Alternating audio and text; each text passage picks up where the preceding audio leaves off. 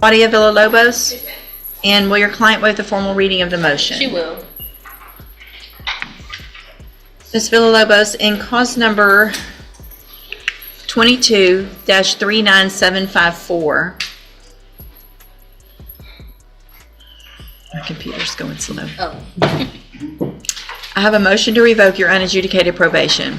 Shows that you were placed on probation September 12th of 2022 for the state jail felony offense of possession of a controlled substance, and that was a 5-year deferred probation. Is that correct? It alleges that you violated your probation.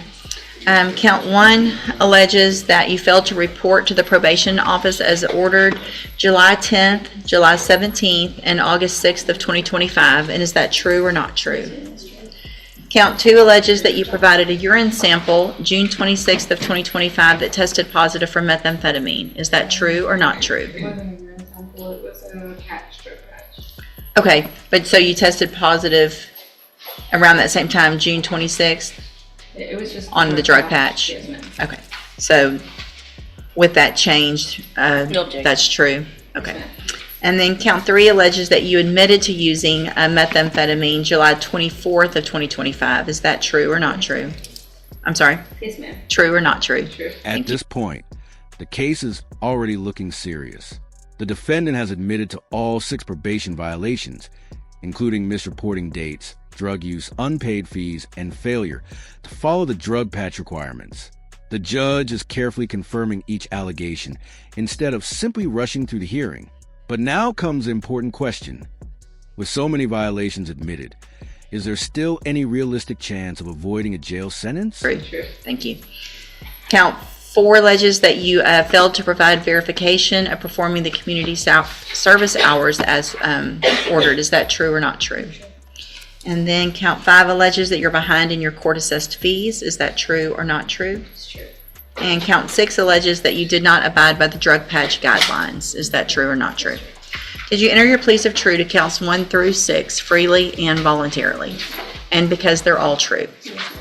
I have here on the tablet some documents that have your signature on them that the state has marked as exhibit number 1.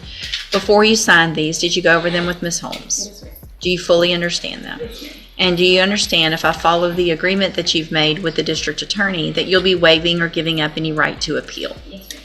Do you also understand, if you're not a U.S. citizen, that a plea of guilty or no contest may result in your deportation, exclusion from admission to the country, or denial of naturalization under federal law? I've already probably done all that. All right, state tenders number 1. Now the judge makes sure the defendant understands exactly what she is agreeing to.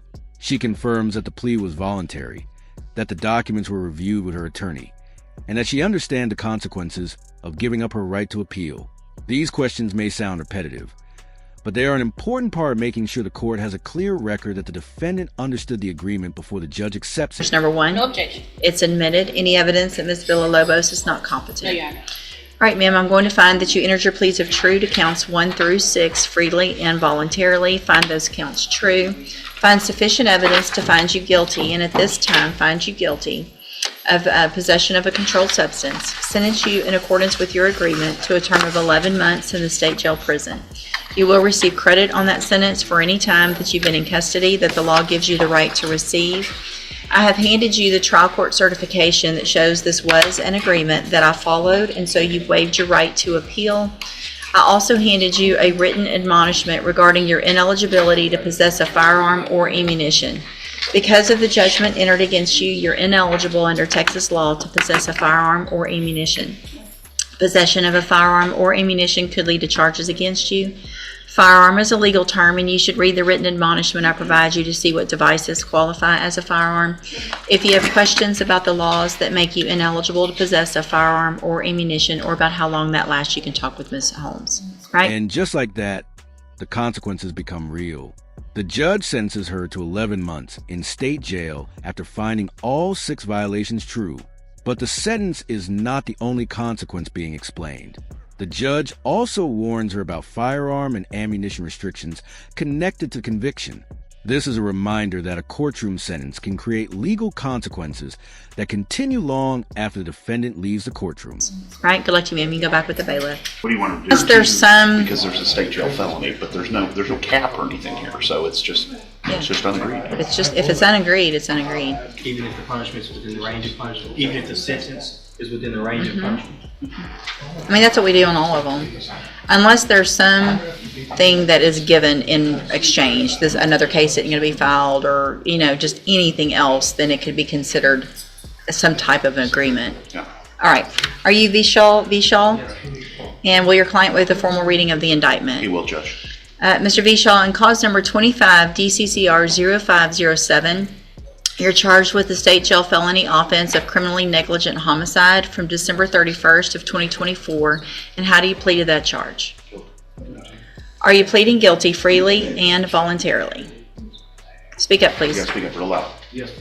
And are you pleading guilty because you actually did what they've charged you with? Yes. I have here on the tablet some documents that have your signature on them that the state has marked as exhibit number 1. Before you signed these, did you go over them with Mr. Gertz? Speak up. Yes, ma'am. I need to hear you and she needs to hear you. Okay? The courtroom now shifts to a completely different case, and the charge is much more serious. Criminally negligent homicide. The judge immediately focuses on making sure the defendant is clearly answering the questions and understand the documents he signed before accepting a guilty plea. The court has to establish that the decision is voluntary and that the defendant understands what he is giving up. So the big question now is not whether he pleaded guilty, but what punishment the judge will ultimately impose. Okay? So, do you fully understand those documents that you signed? Yes, ma'am. And it's my understanding that you are leaving your punishment up to the court, up to me. I want to make sure you understand that you have an absolute right to have a jury come and determine 2 things. The first is to determine if you're guilty or not, and then you could leave your punishment up to that jury. If we go forward this way, you're waiving that right and you're leaving your punishment up to me. And is that what you want to do? Yes. State tenders number 1. We have no objection, Judge. It's admitted. Is there any evidence that Mr. Vishal is not competent? No, Judge. Also, Mr. Vishal, do you understand that a plea of guilty or no contest, if you're not a U.S. citizen, may result in deportation, exclusion from admission to the country, or denial of naturalization under federal law? All right. Here is where this case takes a very different path. The defendant has pleaded guilty, but instead of receiving an immediate sentence, he has chosen to leave punishment in the judge's hands. He is also giving up the opportunity to have a jury determine his punishment. The judge confirms that he understands those rights before accepting the plea. Now the court wants more information before deciding what sentence is appropriate. All right. Then I'm going to find that you entered your plea of guilty freely and voluntarily. Find that you're mentally competent and understand the nature and the consequences of your plea. Find sufficient evidence to find you guilty. However, I'm going to reset your case for sentencing so that the probation department can do a pre-sentence report. That'll give me more information about you and your case, and then we will come back later for sentencing. Anything that you think is important. And that brings both cases into sharp contrast. One defendant walked out with an 11-month state jail sentence after admitting multiple probation violations, while the other pleaded guilty but will return later for sentencing after the court receives a pre-sentence report. 2 defendants, 2 very different courtroom outcomes. Do you think the judge handled both cases fairly, or should either defendant have received a different outcome? Let me know your thoughts in the comments.